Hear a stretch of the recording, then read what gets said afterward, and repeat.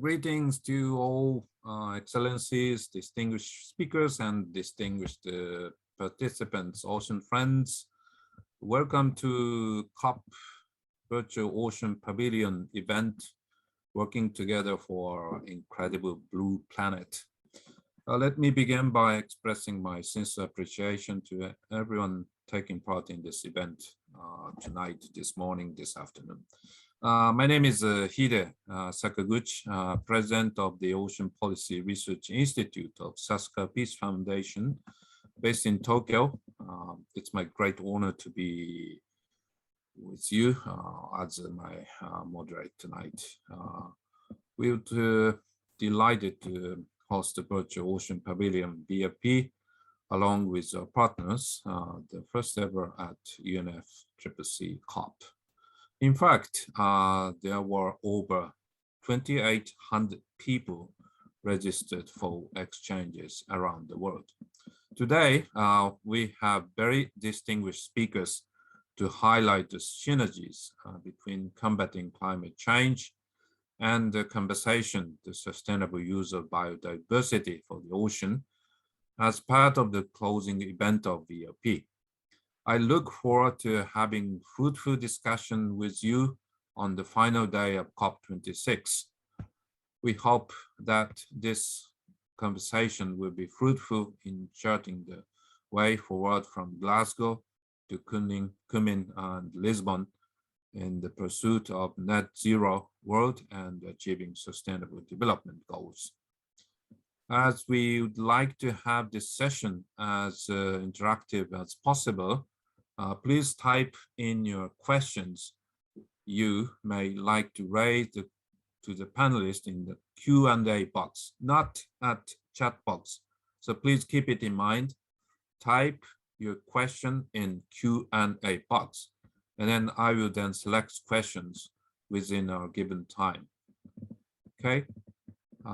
First and foremost, it's my great pleasure to invite Ambassador Peter Thompson, UN Secretary General Special Envoy for the Ocean, to provide his remarks prepared in advance, titled "No Healthy Planet Without a Healthy Ocean." Please start the video. Well, welcome to the last day of the Virtual Ocean Pavilion. I'm Peter Thompson, the UN SDG's Special Envoy for the Ocean. I've chosen this location to address you because this is what we call the Children's Wall. There's 10,000 letters from kids around the world basically demanding their rights to education on climate crisis and climate action. And of course that includes the ocean crisis and the need for ocean action. You can't have a healthy planet without a healthy ocean, and the ocean's health is currently in decline. I think we all know that mantra by now. But as an example, have a look at this here. Climate change is very important. I wish it was taught in classrooms so that the next generation could take action. That's from Stephanie, who's a 12-year-old in Kenya. And that's the same all around the world. Kids want to know what's happening. You know, there's some kids who, I was speaking to one the other day at the biodiversity COP, who's saying that her generation is suffering from a feeling of dread about their future. Dread. We've got to wipe away that dread. We've got to give them hope. And the only way we're going to give them hope is showing that we're taking realistic actions to get rid of the greenhouse gas emissions, which are the central problem for all these crises that we're facing. So there it is, an important message from the world's children. Climate education is our right. You can say the same about the ocean. They have a right to know what's going on in the ocean. The acidifying, the deoxygenation of the ocean, the warming of the ocean, the habitat destruction that's happening, the overfishing that's happening.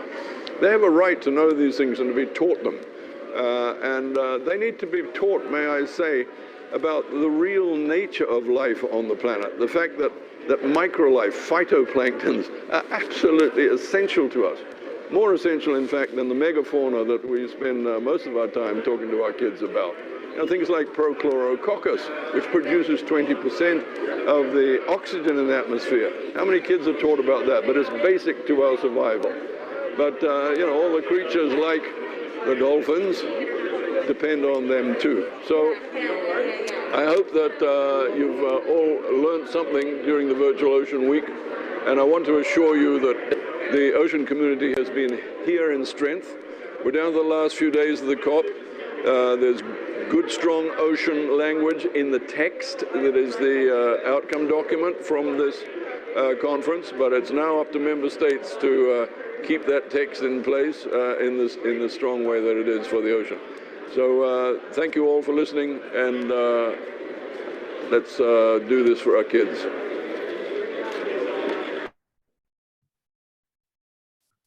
Well, thank you very much for this power message, Ambassador.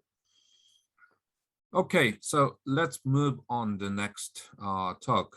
It's my great honor to invite Ms. Elizabeth Malma Mlema, Executive Secretary, Convention on Biological Diversity Secretariat, to address us. And the title of her speech is From Glasgow to Kunming, Building Momentum for Action on Nature and Climate. Elizabeth, the floor is yours now. Thank you very much, Dr. Sakaguchi. Distinguished panelists, ladies and gentlemen, many thanks for the invitation to join this event and speak among such distinguished speakers and leaders who will follow me. Congratulations to all those who have made this virtual ocean pavilion possible.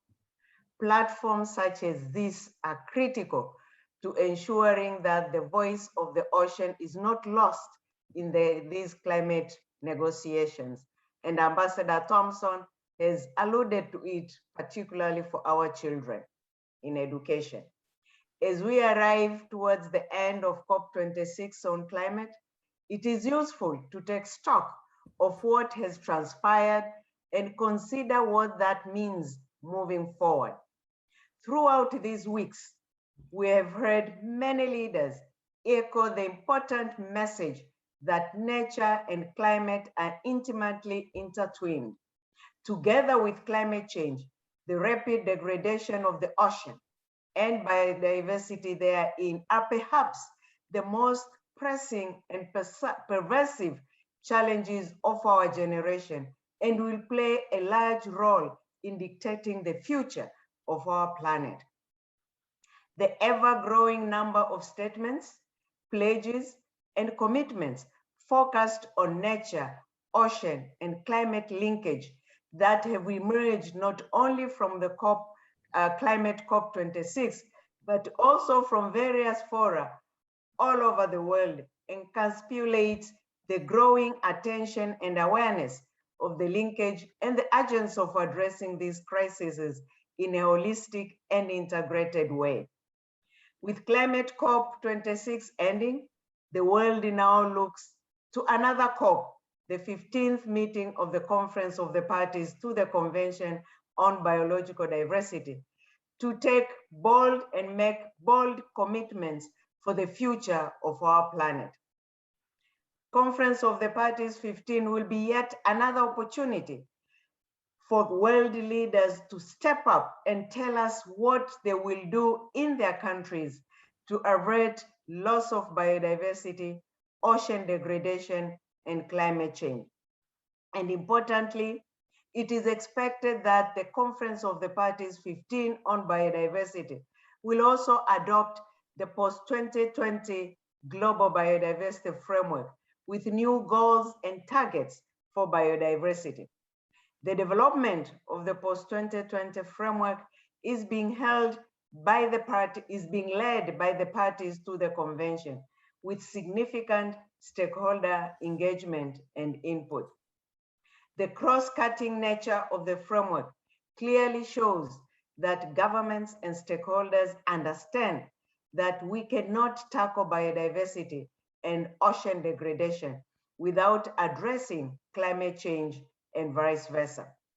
The framework contains draft goals and targets such as ecosystem-based climate adaptation, and nature's role in the global carbon system, as well as issues that are critical to the ocean, including spatial planning, area-based conservation, sustainable fisheries, and pollution.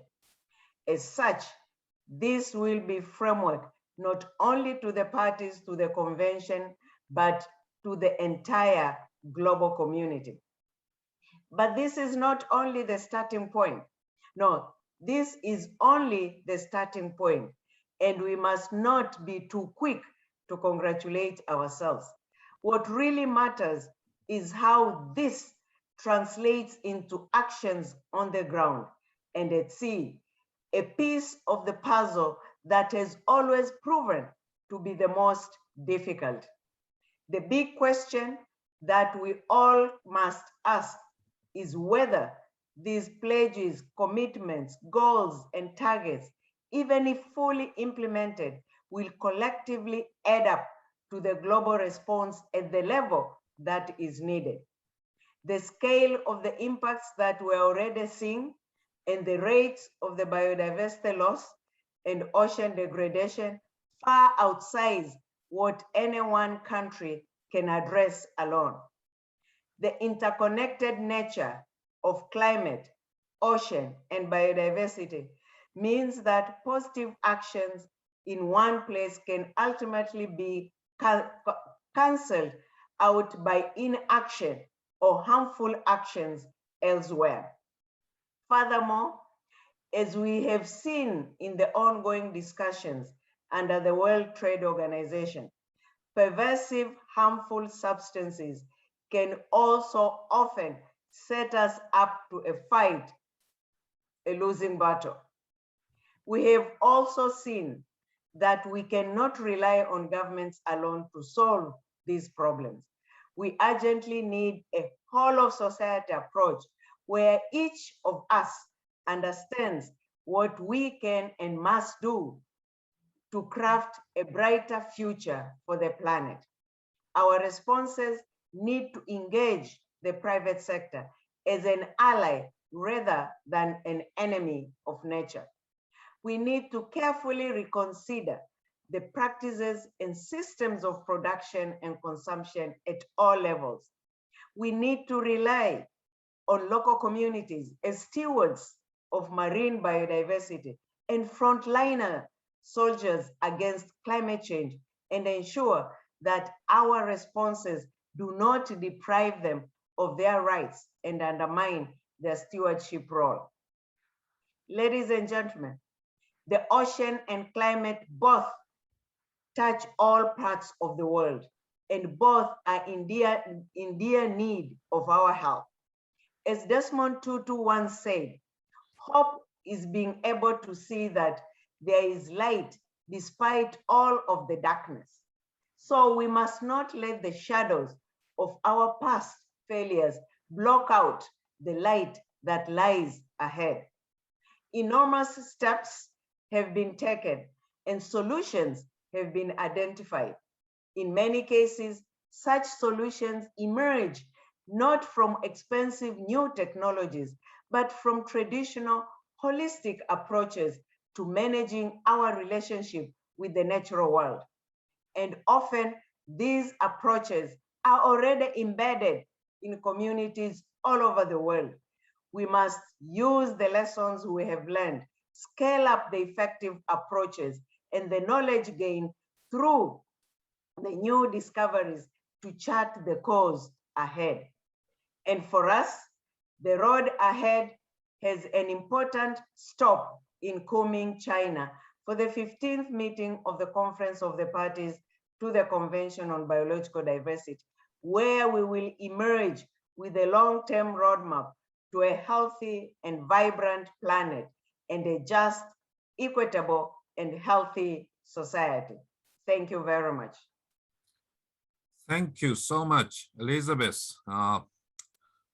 It's more than wonderful remarks, and reminded us for your leadership, and with your strong, powerful words, we must go on. That's the impression I had.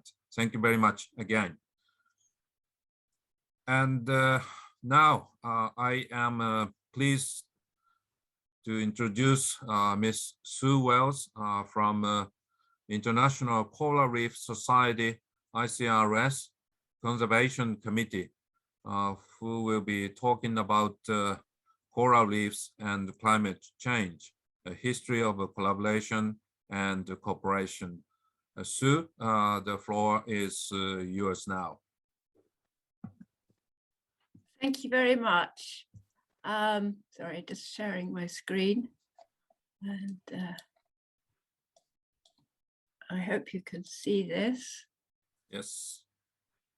I'll just try and get it onto full screen. There we go. Hopefully you can all see that fine.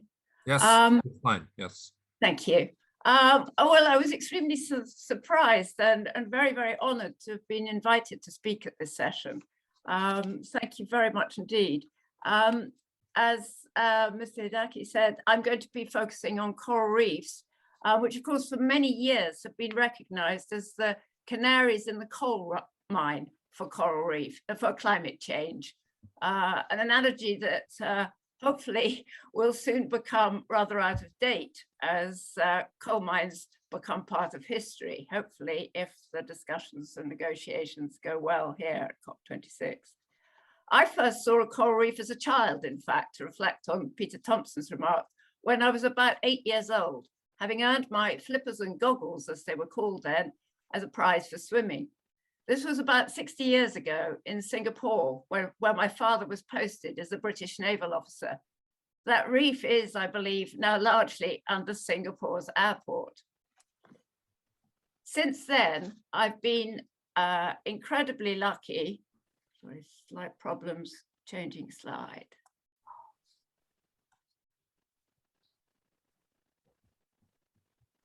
Oh dear, sorry, this is not going to work. May not. Oh, there we go. Oh, too many. I have to realize this is rather slow. I'll keep talking.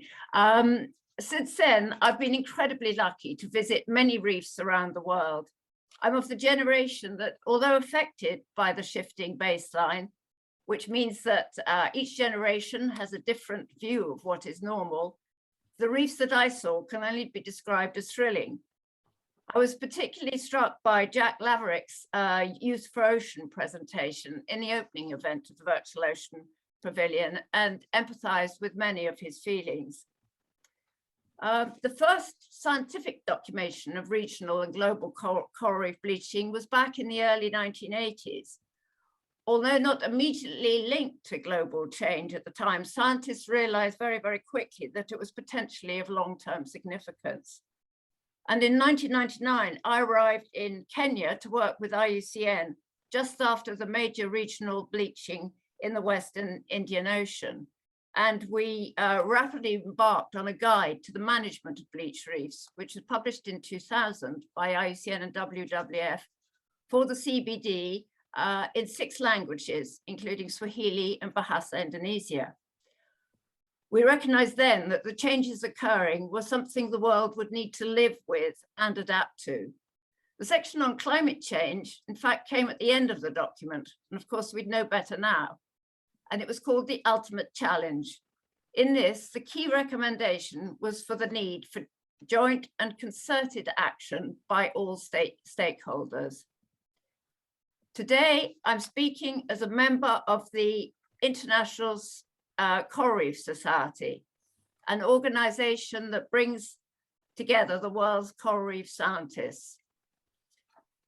Initially established to share knowledge and promote research, this now has a fundamental mission to gather the evidence we need to secure the future of reefs. ICRS produced its first statement on climate change right back in 1989, just in a newsletter. Over 30 years later, we're here at COP26 to keep the 1.5 degrees message alive. As has been mentioned often over the last fortnight, 1.5 degrees centigrade is the critical threshold for reefs. Beyond this, there is a very high likelihood that we will lose over 70% and up to possibly 90% of intact and fully functional and diverse coral reefs, and with them, the economic benefits and multiple ecosystem services they provide. ICRS's policy document, launched in June, makes the case for 1.5 very clearly, and the need for partnerships to achieve this, with a reduction of climate change and threats and improved local conditions as the fundamental aims. I just want to briefly talk about the International Coral Reef Initiative, launched at the first conference of the parties of the CBD in December 1994. As a global focus for such partnerships, its actions have been pivotal in highlighting the importance of coral reefs and related ecosystems to environmental sustainability, food security, and social and cultural well-being. ICRI organized one of the first UNFCCC side events on coral reefs back at COP15 in Copenhagen, but now has over 90 members with a mix of NGOs, international organizations, including ICRS, and 44 countries that are custodians of 75% of the world's coral reefs. The ICRS policy, the ICRS policy document lists 3 asks, of which the second is key here: the need to build strong, coordinated and synergistic actions across related policy fields at all levels of governments. We need to bring climate and biodiversity actions together, as Madam Morema said. The parties need to explicitly mention the ocean climate biodiversity nexus in the official decision to improve their coastal commitments and plans, and to strengthen the links between coastal mitigation and adaptation strategies and the new biodiversity strategy evolving through the post-2020 GBF. In 1981, I visited the Philippines for the 4th International Coral Reef Symposium. That was my first visit there, and I returned often, including for ICRI's very first general meeting in 1995. And here I'd just like to mention how Miriam and her Philippine compatriots were such leading lights in the 1980s and the 1990s when we were first getting started on this for reef conservation. And it was here in the Philippines that I first saw how local communities whose lives depend so directly on reefs need to be at the heart of measures to ensure their survival, such as locally managed MPAs, community monitoring, and sustainable artisanal fishing. Subsequently, I saw the same approach was fundamental to making progress for reefs in the Western Indian Ocean. And I'd just like to mention that the lessons learned in all these countries were subsequently crucial to a more recent initiative I was involved with to establish MPAs in the UK, a true example of how the North can actually learn from the South. The decline of reefs will have an untold impact on the millions of people whose livelihoods depend on them, on the global tourism industry, on coastal and shoreline protection, and on the economy and quality of human life in so many countries. The multiple organizations, networks, governments, NGOs, scientists, and private institutions involved in reef protection and management must strengthen their partnership, work jointly on the top priorities, and coordinate closely to meet the requirements for mitigation and adaptation. Coral reefs, I think, are a model as to how local and global threats can be addressed, and for ensuring that people are at the heart of the debate. Thank you very much.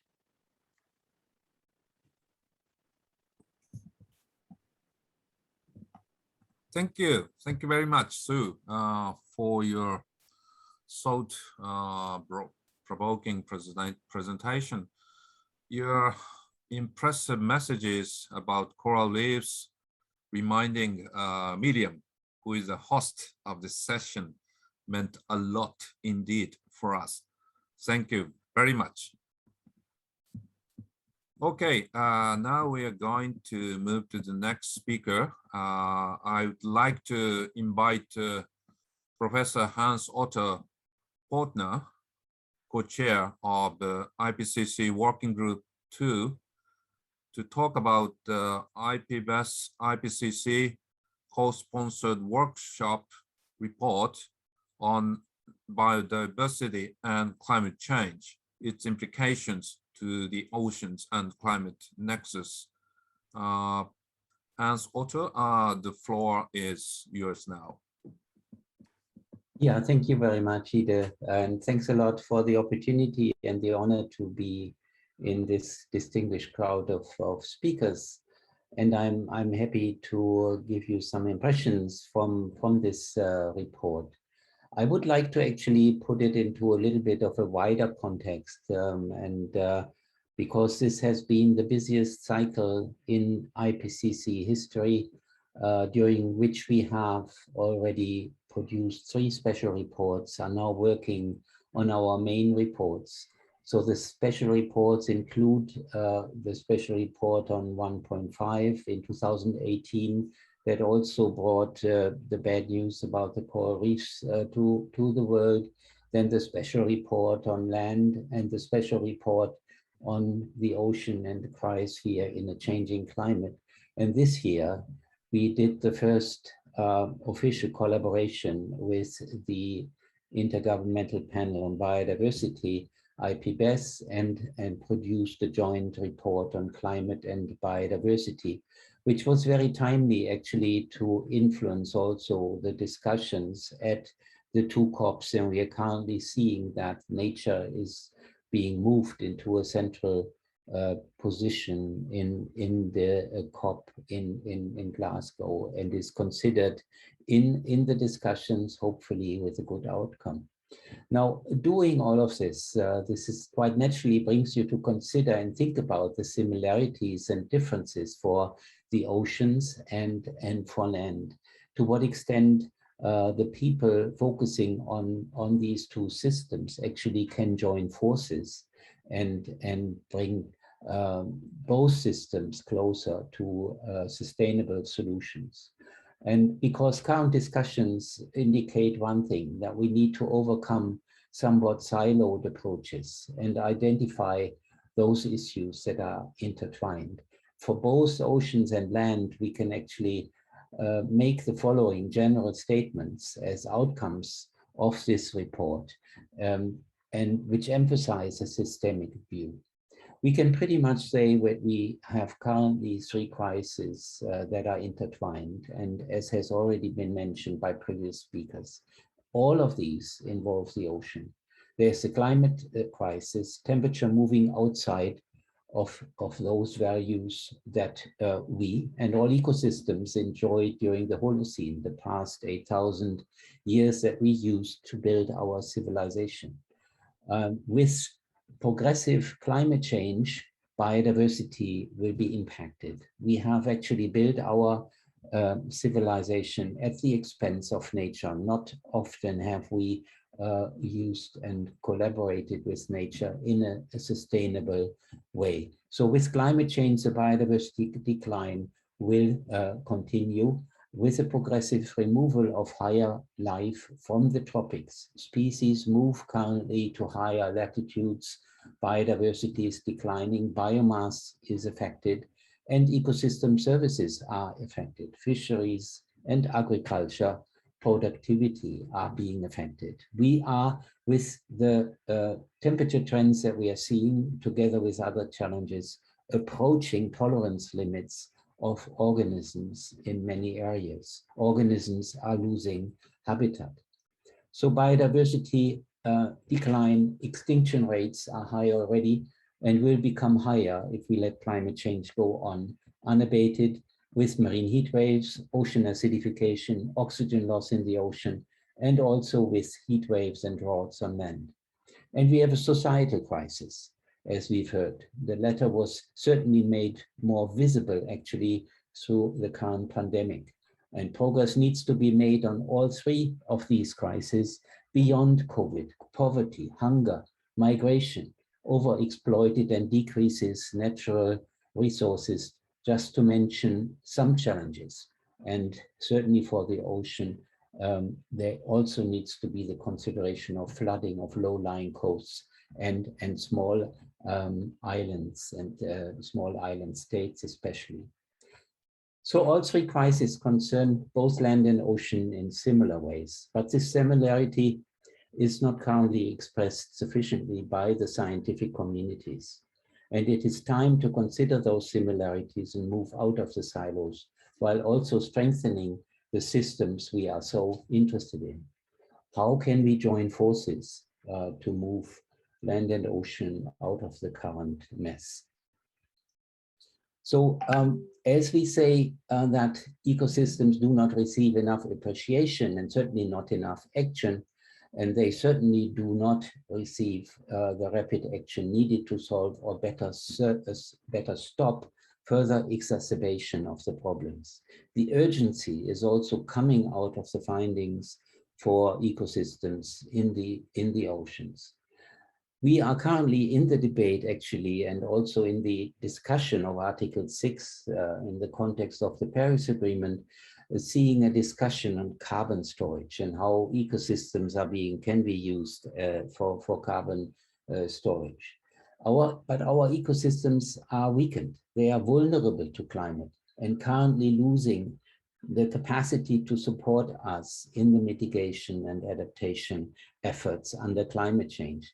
How do we stop this and how do we turn this around? That will be the challenge for the next years to come.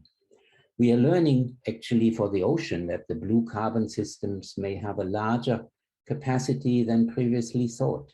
Seagrasses, mangroves, kelp, ocean sediments, healthy standing stocks of whales and fish being important in carbon exports to the sediments. However, all of this will only work if our highest priority is to stop emissions from fossil fuels. High carbon ecosystems are not dumping sites for carbon from fossil fuels. We must make this very clear in our deliberations. But they need to be strengthened first, protected, restored, to be able to make a contribution long term. I think this is a very important message to be made to policymakers. And this is valid for the ocean. This is also valid on land, where rainforests lose carbon storage capacity because they currently exceed their thermal optimum. Forests are burning, peats are degrading and burning too. So we now see that the climate crisis, biodiversity, and societal crisis are intertwined, and that we need coordinated action, meaning transformation across many sectors to reach sustainability. The fate of the oceans, its ecosystems and services, is thus tied to the core of the negotiations. We've heard that from Peter Thompson. They are there, they are visible in the decision text, but we also need to make sure that the promises in that decision text are actually implemented, that reality is brought to the same level as the agreements made in these negotiations. We need to be keeping warming to 1.5 to have sustainable ocean ecosystems and to allow the ecosystems and species to adapt. That means we have to take rapid action, and I see action at various levels. Cutting emissions, yes. Cutting methane emissions certainly first, that's a low-hanging fruit. Set up a network of protected areas on 30, better 50% of the ocean, same on land. We need to establish a mosaic of landscapes for both systems where we have protection, sustainable uses, and then human settlements in the right places and maintaining climate, biodiversity, and societal interest. Strengthening the biosphere is at the core of these efforts, and strengthening the blue carbon ecosystems is then very, very important. So in conclusion, ecosystems provide long-term perspectives for stabilizing the climate after fossil fuel emissions have been brought down rapidly, after them, and not used as carbon dumping sites. Ecosystems are good for supporting negative CO2 emissions long-term to compensate for the residual methane and nitrous oxide emissions that we may still see from agriculture. So let's work for that. for sustainability and for keeping a systems view when we work for a sustainable future. Thank you very much. Thank you. Thank you very much, Hans Otto, for your excellent presentation and remarks about the IPBES IPCC report, and for your precise analysis and unparalleled contribution. I thank you very much. Now, we would like to invite Dr. Helen Findlay from Plymouth Marine Laboratory, UK, to give a talk titled My Research Career While Atmospheric Carbon Dioxide 2 Rose from 380 to 414 ppm from the year 2004 to 2020. Hello, and thank you for inviting me to talk to you today on this last day of the Virtual Ocean Pavilion. I'm going to change track slightly and talk to you about how ocean acidification science has developed through my research career, where atmospheric CO2 has risen from 380 to 414 parts per million. The story starts really around the year 2004, when I graduated from my undergraduate degree in biology. It was also the year that the Ocean in a High CO2 World Symposium took place, the first one. And at this stage, ocean acidification wasn't really an issue. It wasn't considered an issue. And scientists were interested in looking at how the ocean could function as a carbon sink and how perhaps we could enhance carbon sequestration to help with the warming effects. And there were early model projections and some studies on the impacts of high CO2 in the ocean. It was during that symposium that the penny dropped and realization of the seriousness of this issue actually took place. And after that, the science really took off. Ocean acidification became an issue in its own right, and in 2007, the IPCC AR4 report first mentioned ocean acidification in its assessments. By 2008, the science had really taken off. There were a number of big projects happening across Europe and America, and I was in the middle of my PhD, and I'm presenting here at the second symposium on the oceans in the high CO2 world, which took place in Monaco. At that time, the science had improved in terms of the modelling, looking at the impacts on benthic and pelagic calcifiers, and the effects on biogeochemical processes like metal speciation or nutrient dynamics. That conference resulted in the Monaco Declaration, when scientists said, look, we have to stand up and listen to this. This is an important issue. We need to do something about it. And subsequently, it started to appear at the UNFCCC COPs. So in 2009, we have the COP15, when first OA side events started to appear. In COP16, the Cancun Agreement included oceanification in its wording. And by 2012, when we had this third symposium on the ocean in a high CO2 world, there was a huge following and huge science basis. At this conference, there were over 300 scientists from over 30 countries joining to make discussions. And the science had moved forward again. We were able to detect and attribute ocean acidification. People were starting to look at acclimation responses of organisms, adaptation, can species evolve to this response.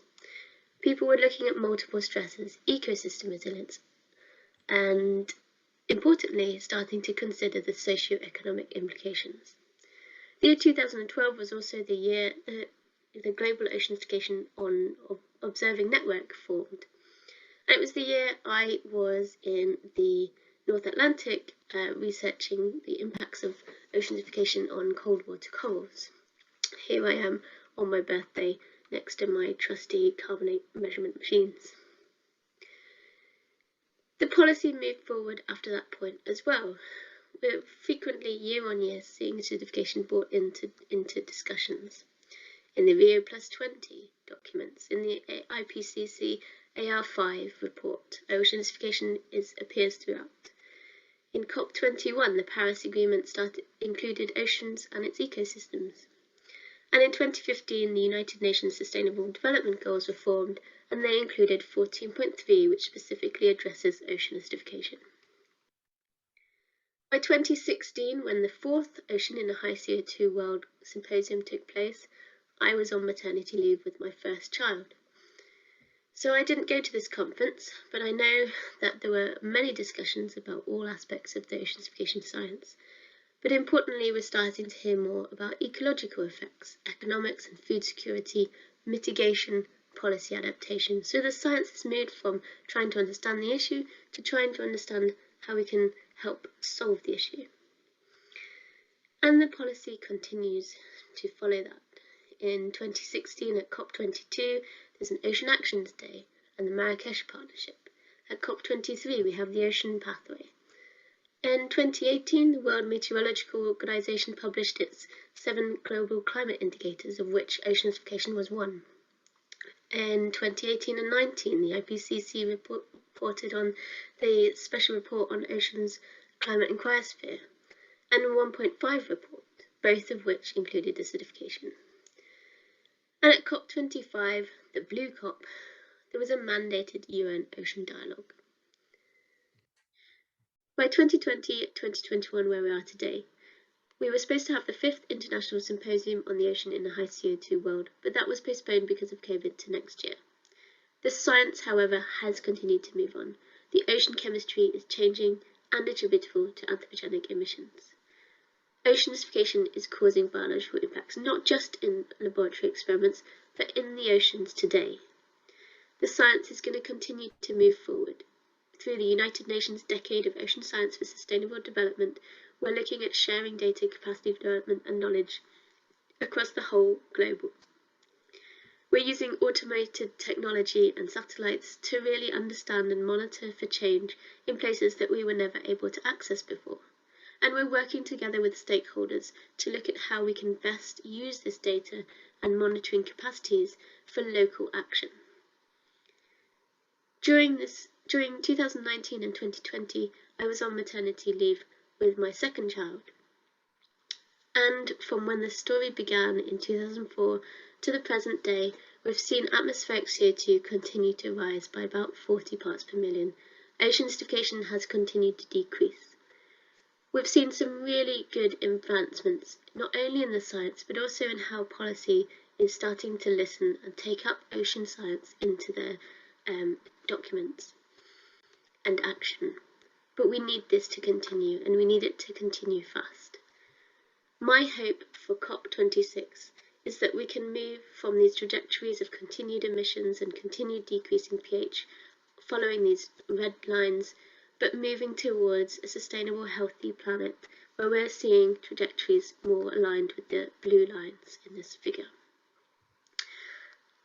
I hope that for my children and our own future's sake, but my children in particular, I would like for them to be able to learn about the world, the natural world, ice caps, sea ice, glaciers. I would like them to learn about that in science and geography lessons, and not in history lessons. Thank you.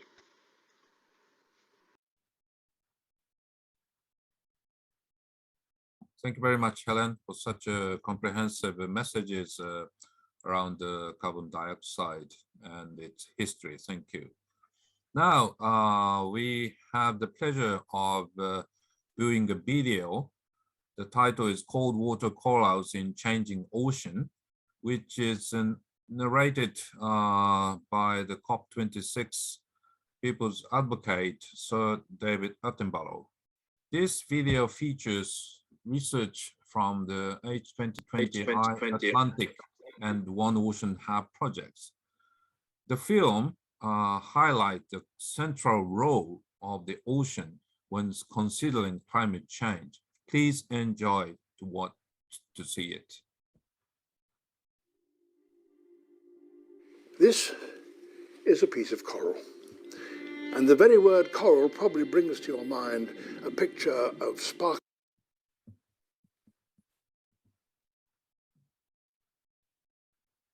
clear waters in a lagoon with a coral reef towards the ocean, and inland a lovely beach of sand with palm trees. Well, a lot of corals are like that. But this coral comes from the dark waters 400 feet down, 150 meters deep, off the Scottish island of Minkeley. And they are very remarkable.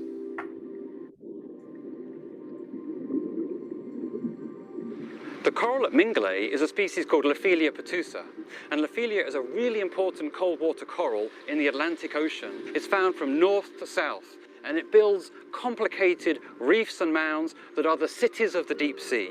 And those cities are home to many, many other animal species. Lose the cities, you lose those other species.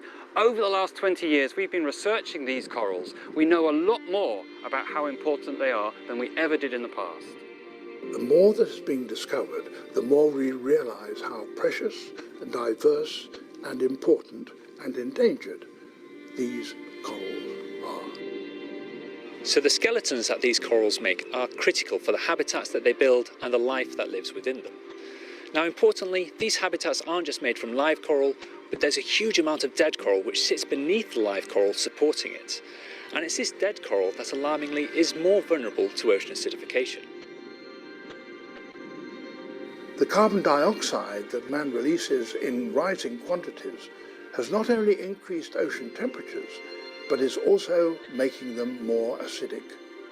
It becomes ever more difficult for corals in deep, cold waters to form calcium carbonate skeletons in an increasingly acidic environment.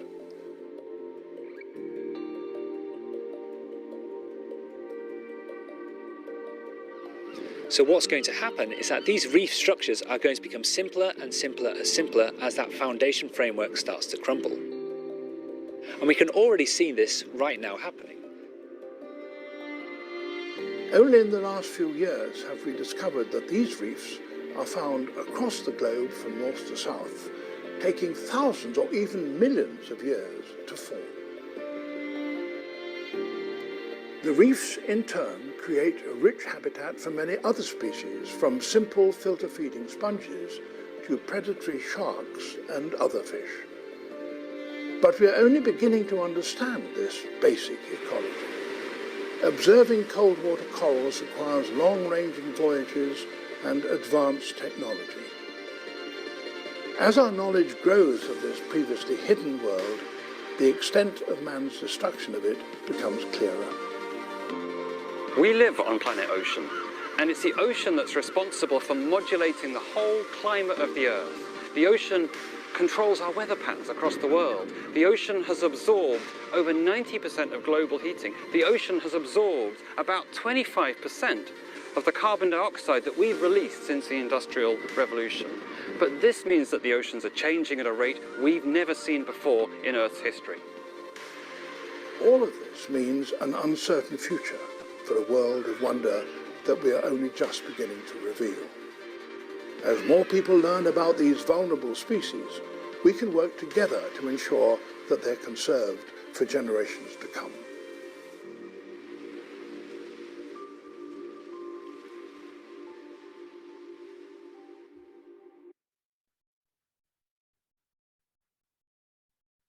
Oh, what an impressive presentation, isn't it? Thank you so much. I think we all enjoyed this movie now. Then we're going to move to the next speakers. May I ask Mr. Sam Collins, Project Manager of the Blue Network of Oceano Azul Foundation, on behalf of Mr. Tiago Peter Cunha, CEO of Oceano Azul Foundation. Sam is going to speak about ocean and climate bridging Glasgow to Lisbon. Sam, the floor is yours. Thank you, Dr. Sakaguchi, distinguished panelists, and thank you to the Virtual Ocean Pavilion for convening this closing event. And I think it's a new and exciting blue aspect to the UNFCCC COP. So although we're here virtually now, I hope to be with you all in person at subsequent physical ocean pavilions, COP27 and beyond. So Oceano Azul Foundation is a philanthropic organization for ocean conservation. We are active in the international agenda, focusing on ocean issues and acting exclusively from the ocean's point of view. So the foundation has been a key sponsor at past editions of COPs, of the Ocean Action Day that has been mentioned here today, since Paris 2015. And we've also been traditionally sponsors at those COPs of a dinner together with the Global Ocean Forum and Sasakawa Peace Foundation. For like-minded UNFCCC member states and civil society organizations to bring together ocean issues and really put them into the UNFCCC deliberations. And the reason for that is, as we all know here, the ocean has been largely absent from the climate negotiations. And as we all know, to put that in perspective, which I'd like to repeat, is that the ocean appears only once during the Paris Agreement.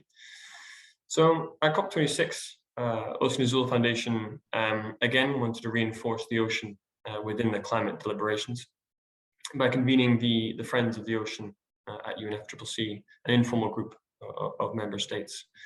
And this dinner and this event was hosted by the governments of Portugal and Kenya, as these will be the hosts of the UN Ocean Conference next year in June in Lisbon. So really trying to bring the UN Ocean Conference to Glasgow, really trying to bridge these two UN processes, as Madame Marema mentioned earlier, like bridging Glasgow to Kunming. We need to make sure that all of these conferences are stepping stones to transformative action.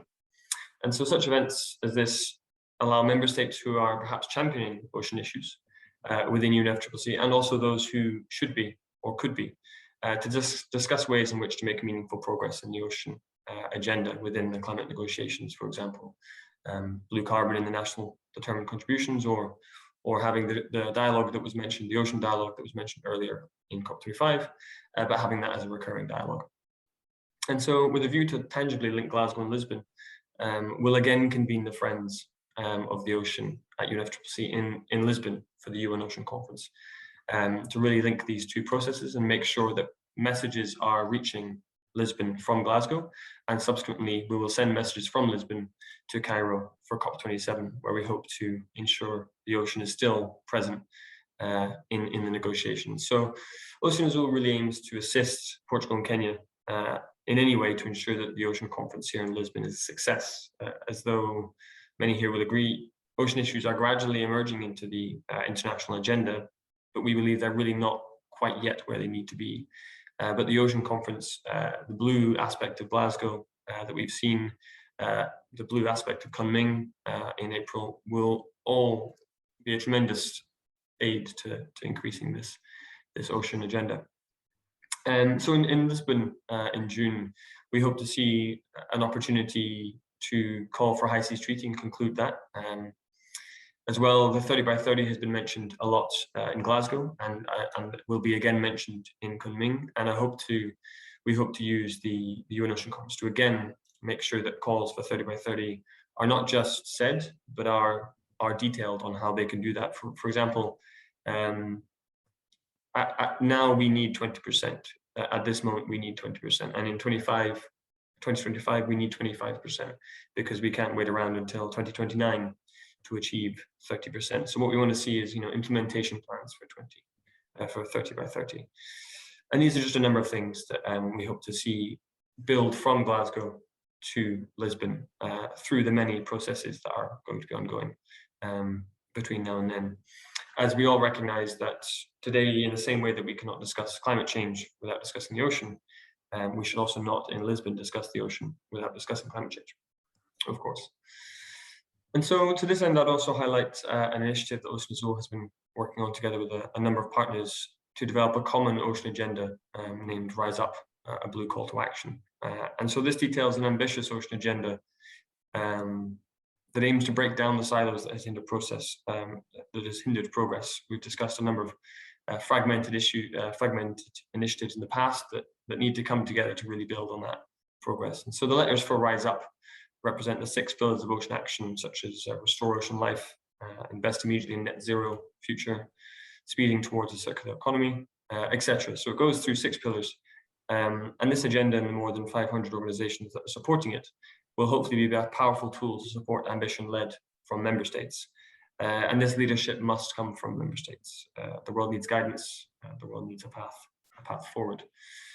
And so lastly, I would just say that I was in Glasgow just for 10 days there, and it was a big COP, and it was a lot was going on. And obviously it's a big COP, not just because it's the 5th COP since Paris, and therefore the deadline for the NDC submissions, but also it's the first COP post-pandemic. And so I think COVID-19 has demonstrated to the world that our economies, our daily lives, and our personal well-being, for that matter, are not separate from our environment.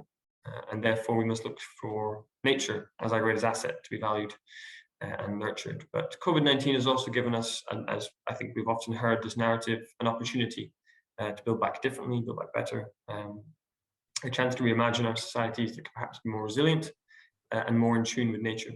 And so to this end, I'd consider myself an optimist. As this decade, I'd like to think that we are in the process of transitioning out of the industrial revolution era and transitioning into the environmental revolution era. And for this transition, the ocean will be absolutely essential. Thank you all. Thank you. Thank you so much for your inspiring remarks, Sam, and also, comprehensive summary of the whole COP26. Thank you very much, Sam, again. Now, we would like to proceed to the question and answer session. And so far, I can see no question in Q&A box. And then I will remind you, all the listeners and also presenters, if you forget to give your question, please fill in your question in the Q&A box on your Zoom page. And I'm waiting your question, but during the time, I can ask panelists to raise your question to the other panelists each other. And do you have any question to the panelists each other?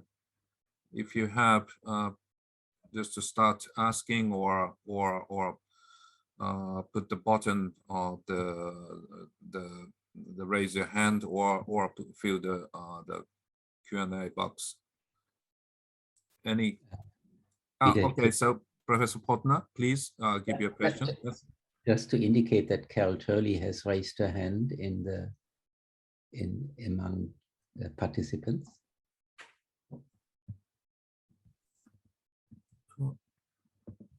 I cannot see the participants' hands. So medium. Now it has disappeared. Ah, okay. Okay, so please go ahead, Hans Otto.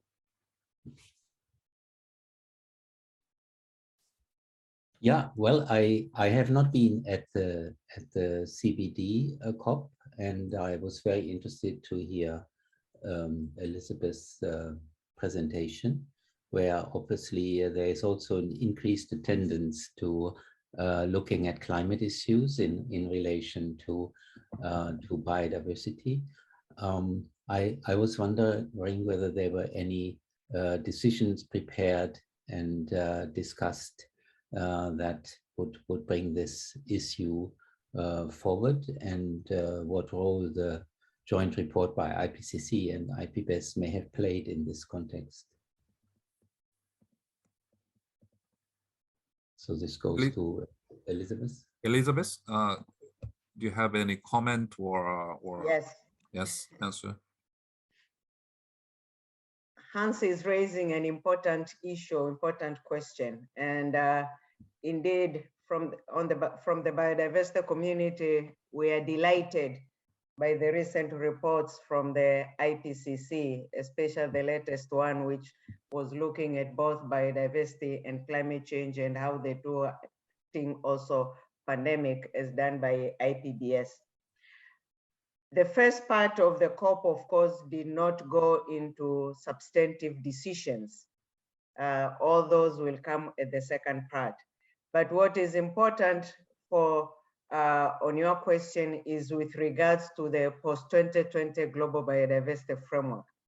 And this is where the contribution from the IPCC report comes in. There is a specific target of the framework which is looking squarely at climate change and basically looking at a target, if I recall, about 10 gigatons, 10 million gigatons to be of carbon emissions actually under that target. And of course, also the framework within the same target recognizes the linkages between climate change and biodiversity loss. And that's where also specific targets on climate change comes in. As other questions, responses to other questions continue, I will pick up the specific target if I can come in later after a few minutes. Thank you. Thank you. Thank you. Thank you, Elizabeth. I can find one question in Q&A box from Mr. Arthur Dahl about carbon dioxide increase. So the question is, what can be done to resist ocean geoengineering to increase carbon dioxide absorption as a response to climate change? Anyone can answer to this very serious question. So anyone can answer?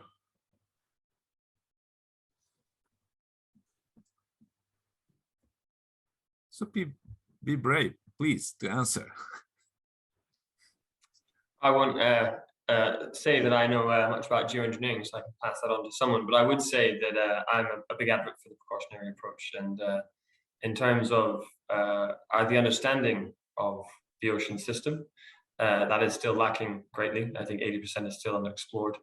And so I would, in short, say tampering with a system that you do not understand is a poor opportunity or a pure option out of a difficult situation. So in terms of geoengineering, I think certainly the precautionary approach, and I would advocate for more ocean science, more understanding the ocean system before routes such as that are even explored.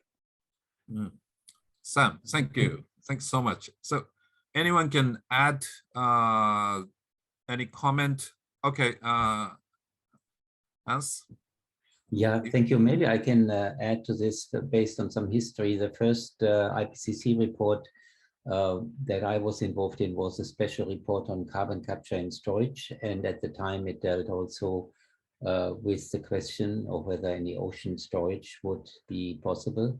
So based on the scientific assessment, then the OSPAR convention made the decision that it should not be allowed to dispose of CO2 in the ocean column and on the ocean floor. So this concerns direct ocean carbon dioxide disposal. So that is the best possible mechanism, as Sam has indicated, to have scientific information first and then make decisions. There are currently discussions about using alkaline material like olivine to bring it out to combat ocean acidification, and at that same time enhance the natural process of CO2 entry into the water. But again, it needs more scientific research to look at the impacts of any such measures. And I would fully join Sam that this is all of what is planned and discussed needs to follow the precautionary approach.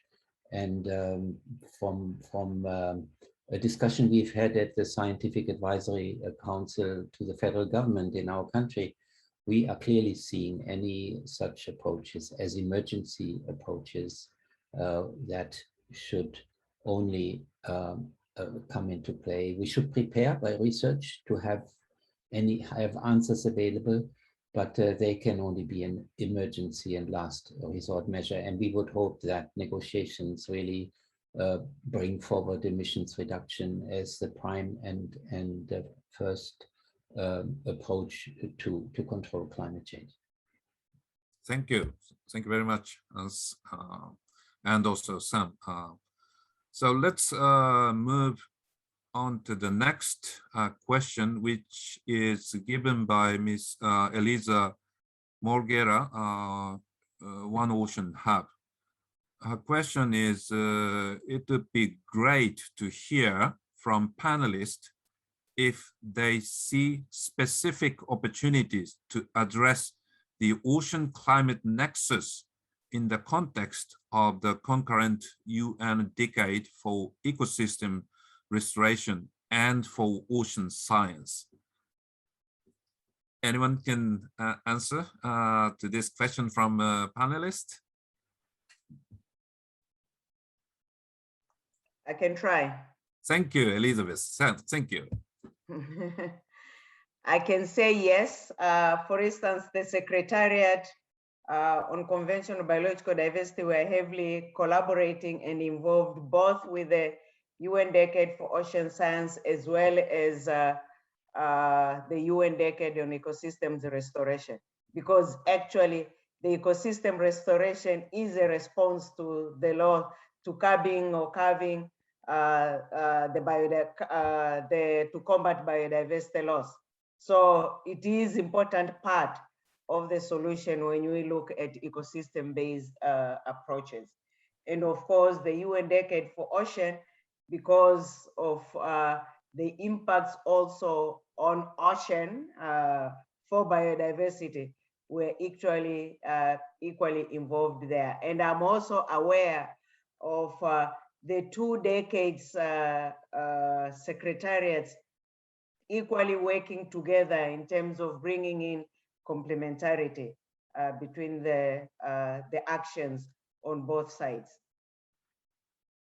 Thank you, Elizabeth. Dr. Sakaguchi. Okay. Yes. If I may, I'm not a panelist, but perhaps I can pitch in and complement what Elizabeth has just said. And speaking in terms of the UN Decade of Ocean Science for Sustainable Development, out of the 10 challenges that were identified for this decade, challenge number 5 is the ocean climate nexus. And as a matter of fact, last October, a second call for action was opened and will remain open until January 31st, 2022. And I mentioned that because there's a particular focus on ocean climate nexus in this second call for action. Even though out of the 350 endorsed actions, several of them are already addressing ocean climate nexus, this call for action has a specific focus on this matter. So I think that contributes to responding to the question. Thank you very much, Dr. Sakaguchi. Oh, thank you very much, Elizabeth, and also Ariel, for such a sharp answer to that question. Thank you very much. And I'd like to move to the next question given by it's anonymous, but the question is, how should be the voice of the ocean community input into the forthcoming global stocktake in 2023? So I will repeat the question. How should be the voice of the ocean community input into the forthcoming global stocktake in 2023? Anyone can? Sue, you have, okay, thank you, Sue. Well, as I can't really speak more than for coral reefs, but I don't know if the speaker was at the session yesterday on the global stocktake in relation to the oceans, and there are many ways that people now are looking at how we can address the oceans and start to look at how they contribute to the global stocktake. And of course, one of the key things is to get a better understanding of nature-based solutions, what this means, how these can be reflected in the NDCs, which of the ocean ecosystems can contribute. I actually think there's a big role for scientists here, reflecting on what Sam said earlier. We do need to get the science right on this in order to help the countries bring forward the contributions that they are actually able to make to the global stocktake through the oceans. I'm sure some of the others of you are more expert on this than me. Thank you very much. So anyone can answer to the, okay, Hans Otter, please. Yeah, thank you. I just wanted to strengthen the point that I tried to make in my intervention on top of what Sue just said. Yes, the strengthening of the ocean ecosystems and their role in the carbon budgeting needs to be part of the global Stocktake considering the natural carbon cycle and considering ways how to strengthen it.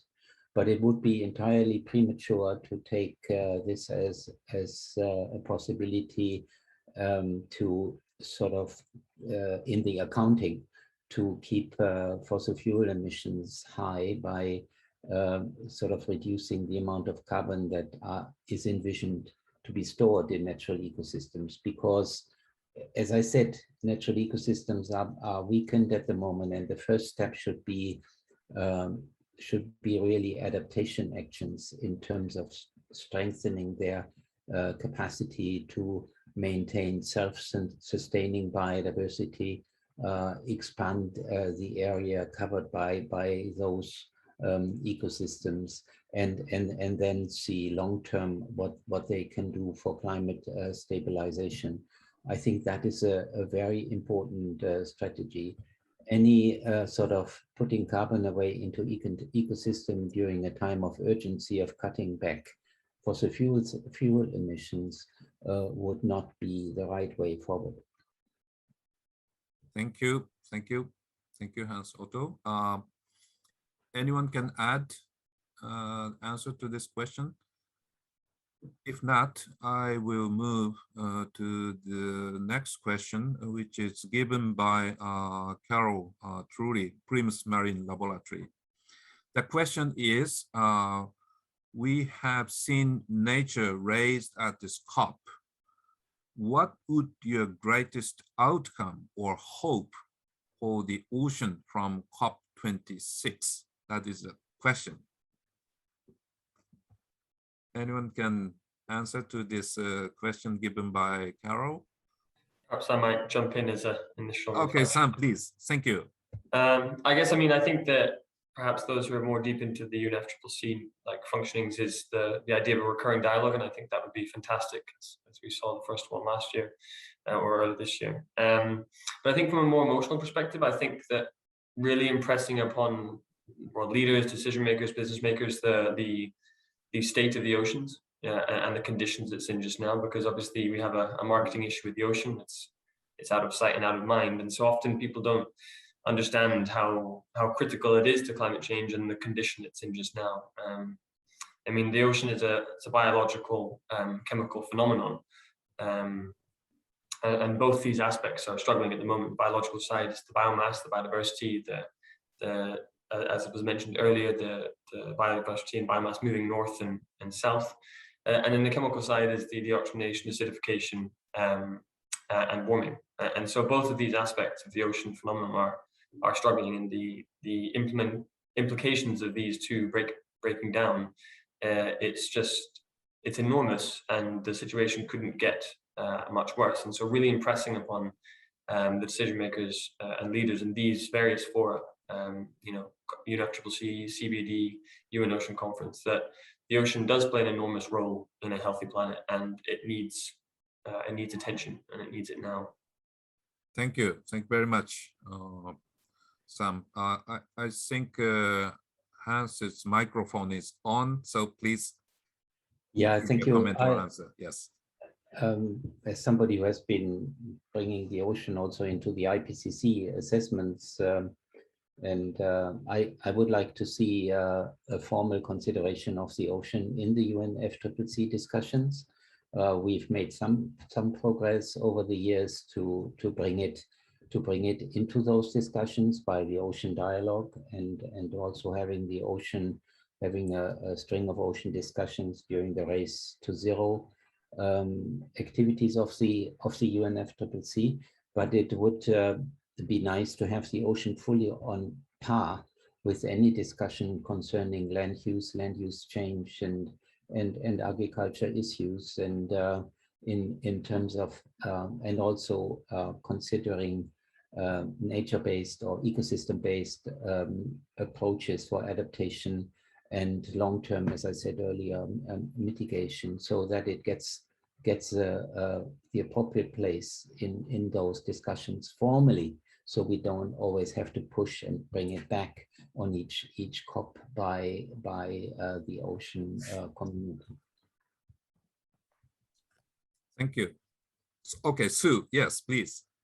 Okay, I very simple wish that we could get the commitment so that we stay within 1.5, which I know is the biggest challenge. I was at the Paris COP, and you know, where it was the big achievement, the recognition that 1.5 was so important, and that was exactly what we needed for reefs. And I actually thought that an organization like the International Coral Reef Society wasn't going to need to be present at this COP, because if commitments were met, this COP should really have been more about wind farms and technology and how we were going to move forward on this. And I actually thought we weren't going to be still pushing to meet these commitments. So the closer we can get to that is really what I'm looking for, though I fully recognize that equally important are the points that Sam and Hans have both made.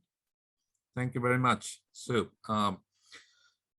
I have few more questions, but you know, due to the time limit, I will stop this Q&A session. Thank you very much for such a, you know, active and live Q&A session. I really, you know, liked it.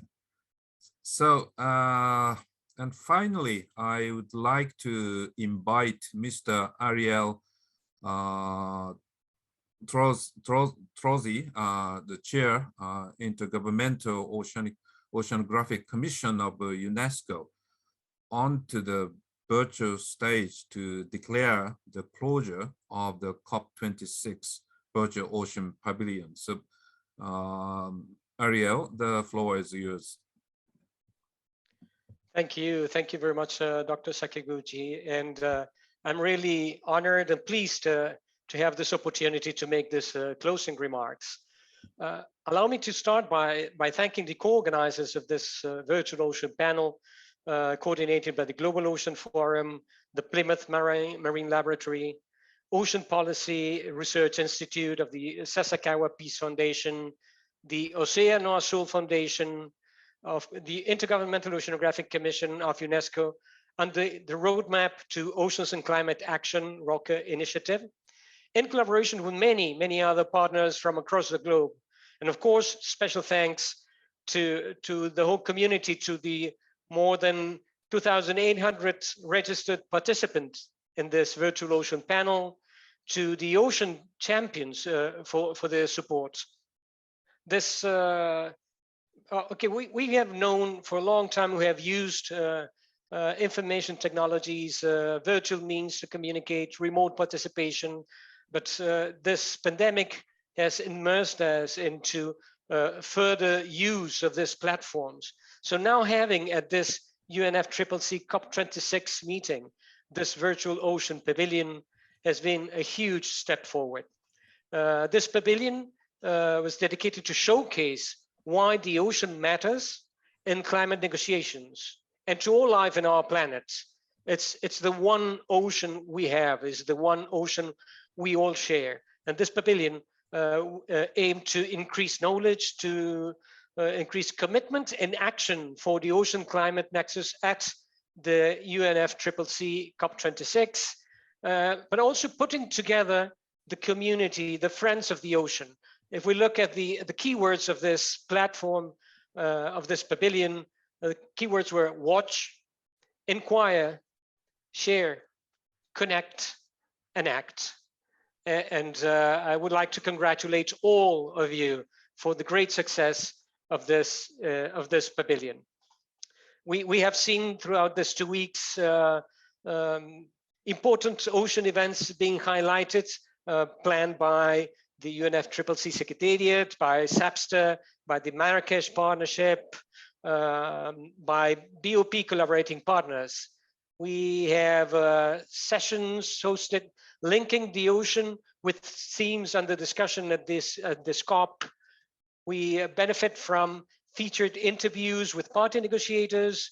It provided a beautiful gateway to ocean and climate stories from around the world, with those present there in person in Glasgow and those participating remotely through virtual exhibits with on-demand videos.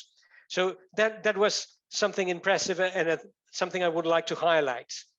this connection to our incredible blue planet, this pavilion allowed us to discuss sustainable ocean economy, strengthening cooperation and collaboration needed, in particular among the UN bodies in tackling ocean climate change, creating and implementing and enabling framework and conditions for action through science, through capacity development, through transfer of marine technology, through cross-cutting approaches, with the voice of early career professionals, the youth chats on how to become an ocean climate advocate, working all together for this incredible blue planet. I was mentioning a few moments ago the UN Decade of Ocean Science for Sustainable Development. We have started the same decade together with the Decade on Ecosystem Restoration, working hand in hand. We have 10 years in the case of the Decade of Ocean Science. We have 10 challenges. We have only one ocean, and something that is undeniable is the nexus between the ocean and the climate. We have seen, shared, participated in several events throughout the COP, highlighting the need for research and for sustained observations to inform ocean action which equals to climate action. And many of them were focusing on ocean acidification, on blue carbon, on ocean science solutions related, in this case, to the decade. That means that now the ball is in the field of science. And allow me once again to go back to the UN decades. The vision is to have a transformative science, to put the science, ocean science, to the service of community, for sustainable development. And we have, through this 2 weeks, also acknowledged knowledge gaps that we need to fill. The ocean cannot be overlooked in our efforts to tackle climate change. Of course, I'm personally really happy about this proposal that is being handled by the parties, with a clear reference to the ocean. That would be hopefully one of the outcomes, clear outcomes of this COP26. A call to the dialogue and the need to streamline actions within existing instruments and mechanisms of the UNFCCC, but also it's an important message to all ocean stakeholders, to communities, to private sector, to philanthropy, to NGOs, because that is a task that we all have. So once again, kind reminder in relation to Ocean Climate Nexus, the call for action is still open for everyone to put forward these actions that will help us work together from science and bridge the gap to decision making and to policy with regards to oceans and climate change. So having said that, my last words should be a formal closing of this virtual ocean pavilion. But before doing that, I would like to state that this is just one more step in our way to preserve and sustainably manage our oceans. It was mentioned by panelists before. Next year we have the UN Ocean Conference in Lisbon. We have this 2 UN decades in our hands. This pavilion has been great. It's one step forward in our work towards this blue planet we all share.